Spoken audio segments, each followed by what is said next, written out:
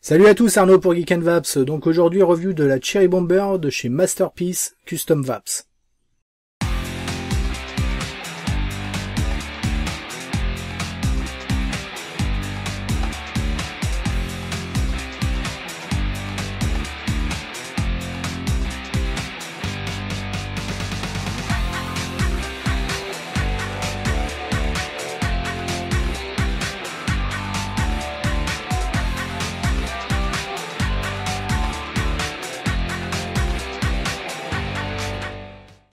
Alors la Cherry Bomber est une box full mecha du modeur philippin Masterpiece Custom Vaps, MCV, qui a déjà fait le Panzer en mode tubulaire. On a également différents atos, comme le dernier, le Forge, qui a un très bon dripper. Enfin, pas mal de choses comme ça. Et donc, ils ont sorti une box. Alors déjà, il y a quelques temps, je l'ai acheté en janvier pour mon anniversaire. Donc, ça fait déjà pas mal de temps qu'elle est sortie. Vous la connaissez peut-être déjà, elle a pas mal fait parler d'elle pour différentes raisons, et elle a eu pas mal de succès, ce qui fait qu'on l'a retrouvée aussi pas mal clonée. Alors celle-ci est la version en aluminium, avec des contacts en cuivre et un switch ainsi qu'un 510 en laiton. Elle fait 10 cm de haut pour 53 mm de largeur et 26 mm d'épaisseur. Enfin, en termes de poids, elle fait 239 grammes, à savoir que vous avez une version cuivre qui existe aussi, donc même dimension, etc. Juste l'aluminium qui est remplacé du coup par du cuivre, et du coup on arrive à 675 grammes pour la version cuivre. Ce que je vous propose, c'est qu'on regarde tout de suite la box en gros plan. On va aussi la démonter pour mettre en place un switch magnétique, puisque de base c'est un ressort, et puis vous parler de 2-3 petites choses. Alors donc la box, comme tout ce qui est de chez MCV, n'a pas vraiment d'emballage, donc elle arrive directement comme ça. Donc avec la fameuse gravure, You want clothes, we got clothes, la pin-up style avion, fuck all cloners, c'est ce petit message, et le numéro de série qui est juste en dessous. Sur la tranche, vous retrouvez aussi une gravure Masterpiece Custom Vap avec Made Only in the Philippines. Vous avez également le switch, avec petite gravure aussi, switch avec un lock quart de tour, c'est-à-dire que, alors même pas quart de tour, on va dire un demi-quart de tour, on va dire. Connexion donc 510 avec un pin de connexion en cuivre, sinon en laiton avec un isolateur. En dessous, on va retrouver deux vis pour pouvoir faire notre réglage au niveau des accus et un trou de dégazage. Sur le côté, vous avez une porte comme ceci qui va venir coulisser, et une fois que vous avez fini de coulisser, en fait, vous allez pouvoir la retirer. Il y a une sorte de rail avec une encoche, donc ça va venir se mettre en deux temps. Donc vous venez poser la porte au départ, là, et hop, ça va venir s'enclencher dedans. Alors de base, sur la V1 que j'ai, vous n'avez pas de système de blocage pour cette porte, mais bon, on en reparlera après. On voit à l'intérieur, donc en bas, les connexions en cuivre.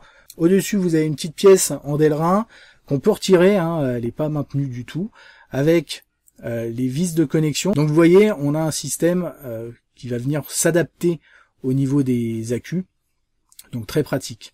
Et ensuite, le système de switch. Donc vous voyez, quand vous appuyez, ça va venir faire contact et faire feu. Le système pour que ça s'adapte est assez simple. Vous venez visser votre ato et vous allez voir qu'au niveau du pin positif en cuivre, hop, ça vient le repousser. Et donc ça va venir s'ajuster parfaitement pour avoir un contact et avoir un ato flush et pas quelque chose qui vient dépasser. On peut retirer d'ailleurs ce pin de connexion, vous voyez, il n'est pas maintenu plus que ça, mis à part par le joint. Alors on va venir démonter le système. Alors vous voyez, au niveau du switch, vous avez un partie plate en fait, pour venir bien faire contact. C'est-à-dire que quand vous allez appuyer sur le switch, ça va pas venir appuyer sur une partie arrondie, mais vraiment sur une partie plate. Pour démonter tout ça, vous voyez, je viens appuyer pour maintenir la partie basse et dévisser via le système 510. Donc là, j'utilise une règle en fer plate. Si vous avez un tournevis suffisamment large, c'est parfait. Et hop, on vient dévisser tout ça et ça vient tout seul. Donc ça c'est pas mal, ça se démonte relativement simplement pour pouvoir faire l'entretien aussi, puisqu'on a des pièces en cuivre. Donc entretenir ces pièces c'est toujours mieux pour avoir une meilleure conductivité. Hop, on vient retirer ensuite la partie connexion laiton. Donc le 510, hein, une pièce toute simple. Et ensuite, on va pouvoir retirer l'isolateur qui est au niveau du système d'Ato. On peut en profiter d'ailleurs pour le nettoyer, il est un peu sale. Ensuite, pour retirer le switch, on va utiliser un tournevis pour venir en fait désenclencher un peu ça. Et après, vous pouvez finir tout simplement à la main, c'est assez simple. Donc voilà, la vis en cuivre vient. Ensuite, vous avez le switch de l'autre côté. Vous voyez, une pièce un peu particulière, on en reparlera. Et le ressort tout simple qu'on va venir remplacer par le système d'aimant. Vous voyez, au niveau du switch, en fait, vous avez un système d'encoche, comme on le voit, ce qui va nous permettre d'arriver en butée. Donc vraiment, c'est complètement pensé d'une manière mécanique. C'est-à-dire que là, je vais pouvoir appuyer. Et là, vous avez une sorte de petite encoche, en fait, de truc qui va venir un peu plus en avant et qui va venir bloquer le switch, ce qui fait que ça va le verrouiller. Donc voilà le système d'aimant qui est vendu. Alors il est vendu pour c'est le même système d'aimant pour le Panzer, il me semble, l'Overdose aussi. Donc un truc tout simple qu'on va pouvoir régler donc à 1 ou 2 aimants, ce qui va vous permettre de régler l'intensité en fait du switch. Là on va mettre les 2 aimants, on va mettre l'intensité maximum. Donc forcément les aimants se repoussent, donc à mettre en place correctement. J'avais commencé à mettre à l'intérieur un aimant puis l'autre, mais la proximité, tellement la puissance était là, ça faisait retourner l'aimant. Donc j'ai tout mis au niveau du switch et je suis venu caler tout ça directement. Vous pouvez d'ailleurs tester l'intensité du coup avant même de remettre la vis. Ça vous permet de voir un peu la résistance qui me convient là pour le coup. Ensuite, on vient remettre la vis, donc un petit peu délicat. Faites attention, il s'agirait pas de la foirer, ça serait dommage. Il faut en place, on vient resserrer correctement, sans abuser, mais il faut bien que ça tienne. On vérifie si ça fonctionne bien, il n'y a pas de souci. Et ensuite, on va pouvoir remettre notre système de connexion. Donc pour pouvoir venir le visser, pareil, il faut que ce soit bien en face de la partie plate. Donc il vous suffit tout simplement de switcher, de maintenir cette partie et de revenir visser via la connexion 510.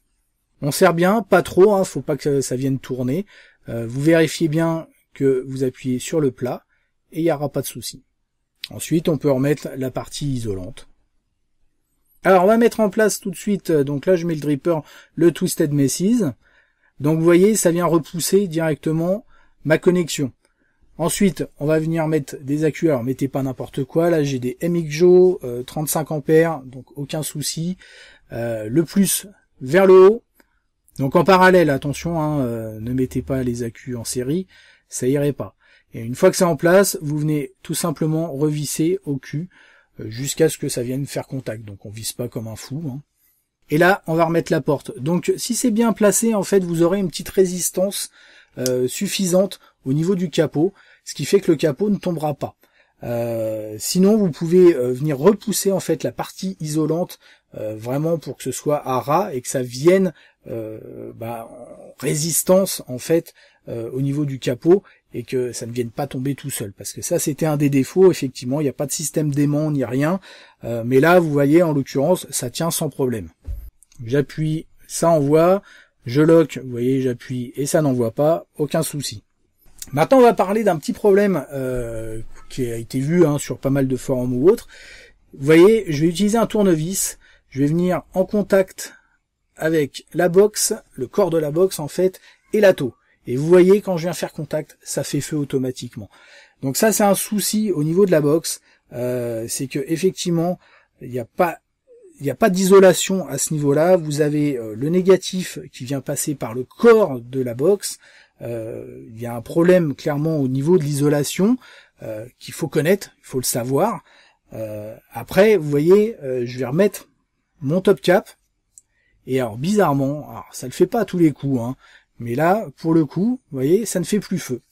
Donc ça va être un peu au cas par cas, mais la plupart du temps, quoi qu'il arrive, quand vous avez quelque chose comme ça, un top cap métallique et autres, ça va envoyer directement. Donc faites très attention à ça. Ne venez pas mettre n'importe quoi. Ne venez pas mettre votre box dans un sac avec des clés ou autre, parce que si quelque chose vient faire le lien entre les deux, directement, ça va faire feu. On est sur une box mécanique, donc il n'y a pas de coupure automatique au bout de 10 ondes, etc. Donc ça va venir chauffer, ça va venir faire fondre tout, ça peut être très dangereux. Bon allez, on est prêt à tester tout ça.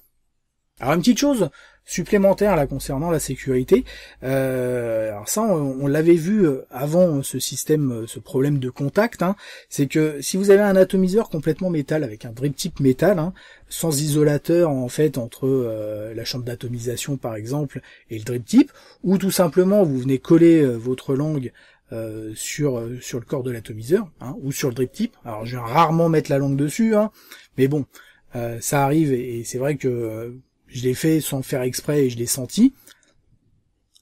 Directement, alors j'ai pas une décharge électrique, mais j'ai un goût métallique prononcé, un peu comme quand vous mettez, alors, vous faites pas forcément, mais comme si on mettait la langue, vous savez, sur les grosses piles avec les languettes là, les trucs un peu qu'on utilisait dans les lampes à l'ancienne là, un peu carrées, pour vérifier s'il y avait encore du jus. En fait, on venait coller sa langue entre les deux languettes et on voyait ce que ça donnait.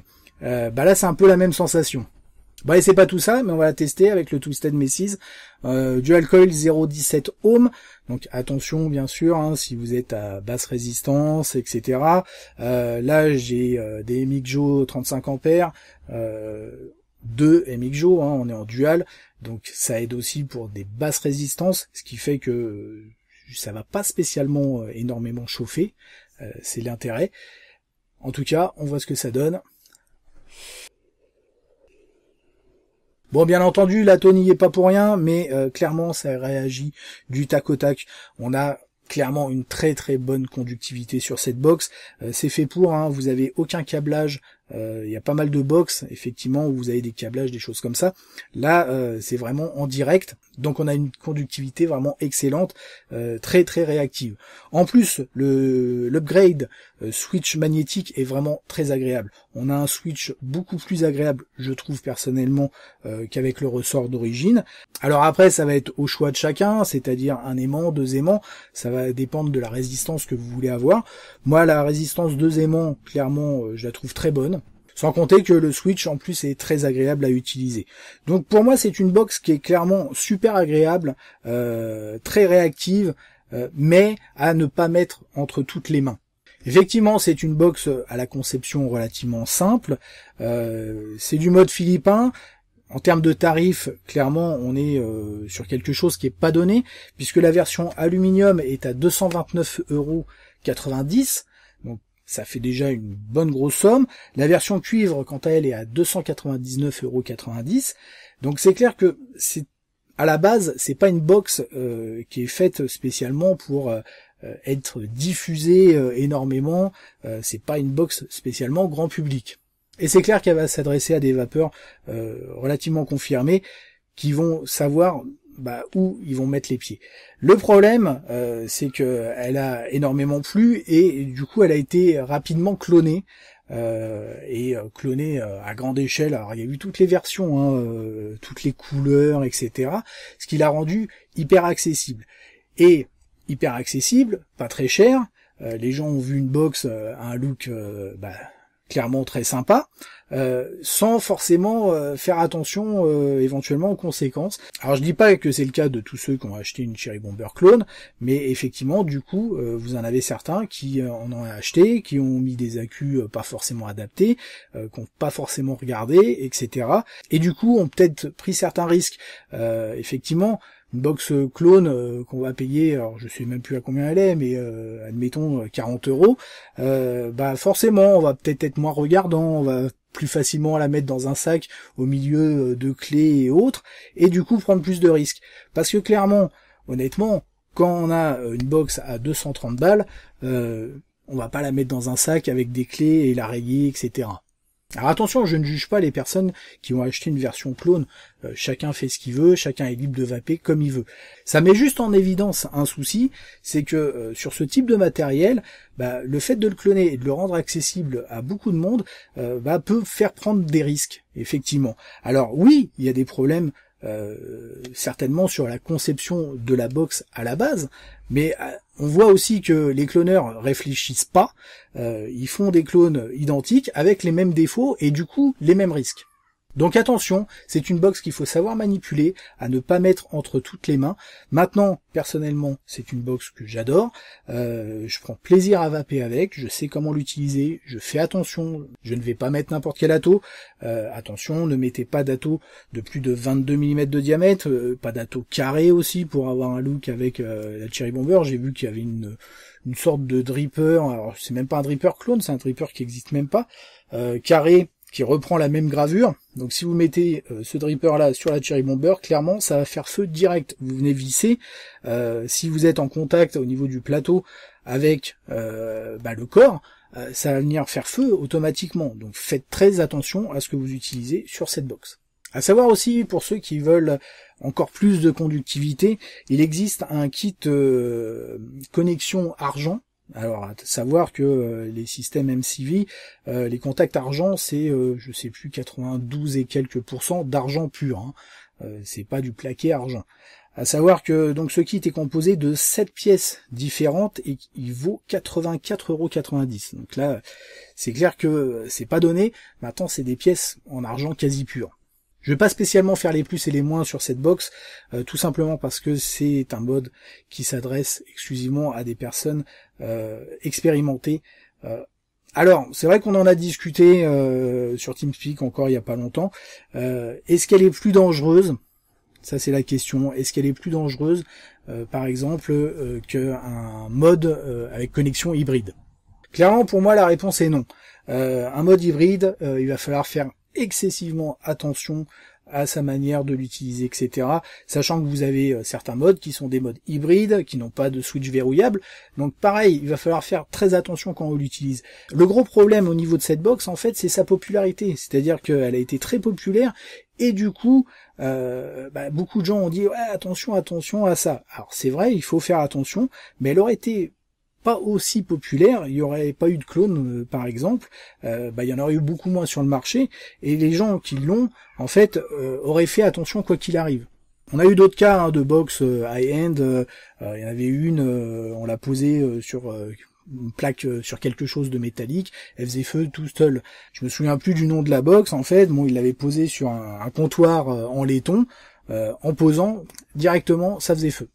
Donc d'une manière générale, quoi qu'il arrive, tout ce qui est méca, les box ou les tubes, connexion hybride, pas hybride, dès qu'on est sur du méca, il faut faire un peu plus attention en fait que sur des modes électro. Électro, la plupart du temps, vous avez des sécurités, vous avez le chipset électronique qui vient en fait en sécurité avec tout ça, même si même sur un électro, il peut y avoir des accidents. Donc sur quelque chose, un mode mécanique et en l'occurrence une box mécanique double AQ, il faut encore plus faire attention. Voilà, en tout cas, j'aime beaucoup ma Cherry Bomber. On se retrouve très rapidement pour de nouvelles aventures. Merci d'avoir regardé cette vidéo. N'oubliez pas de signer la pétition de l'Edus ou de participer à l'Edus. Et en attendant, une très bonne vape à tous.